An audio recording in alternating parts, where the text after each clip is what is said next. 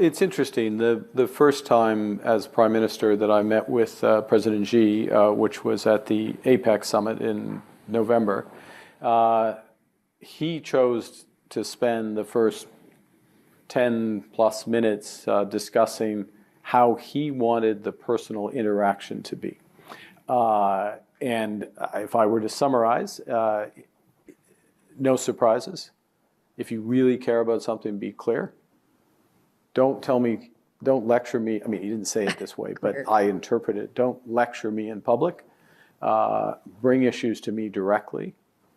Then, I mean, there is some recognition, obviously, the responsibilities of democratic leaders to be transparent in public, but don't start in public and then try to backfill. So it's interesting. The first time as Prime Minister that I met with President Xi. Okay. Um, what kind of, and again, I don't know what other word to use. What kind of cuck sits there and listens to some guy tell him how he's allowed to talk to him for 10 minutes without interjecting and saying, like, excuse me, I'm the prime minister of a country.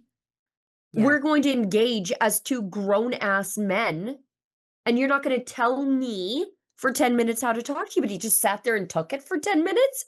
What?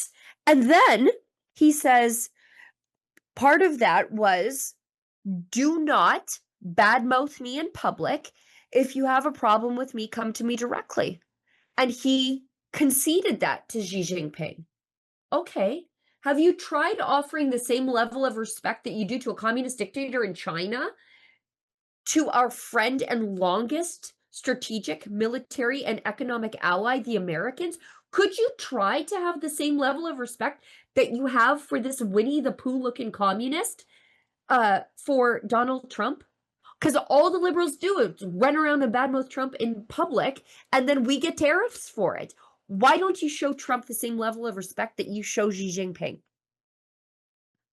Bingo. That's exactly it. As if Xi Jinping is instructing Carney on how to have a relationship. I mean, this is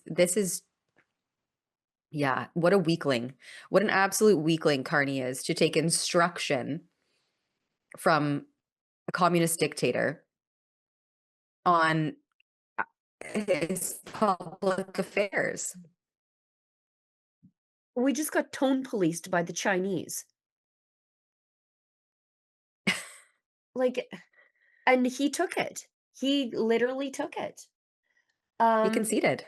Yeah, Michael Kovrig, who was kidnapped by the Chinese, by the way, illegally kidnapped by the Chinese in response to us arresting a oligarch princess here on behalf of the Americans. You're executing a warrant on behalf of the Americans at the Vancouver airport. And he was kidnapped in response. Michael Kovrig and Michael Stavor The two held Michaels. for the two Michaels. He's one of them. He talks about, and he's a diplomat, he talked about what that show of dominance actually means, and Carney wasn't quite smart enough to pick up on it. He says, at a basic level, Xi articulated to Carney what everyone wants. If you have a problem, talk to me directly. Don't criticize me publicly. But what are we to do if we bring problems to the general secretary and he doesn't resolve them to our satisfaction? Xi's framing is a dominance move that deliberately ignores the criticisms go public because it's frustratingly hard to get access to Xi. And even when leaders do meet him, it usually doesn't accomplish anything for them because the CCP has its own solipsistic agenda.